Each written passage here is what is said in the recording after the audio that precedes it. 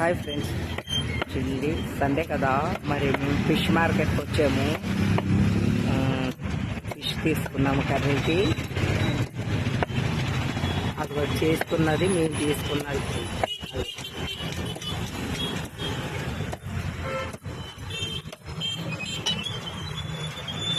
రొయ్యలు కూడా ఉన్నాయి పక్కనే. ప్రాన్స్ తక్కువ ఉన్నాయి, ఫిష్ అయితే ఎక్కువ ఉన్నాయి.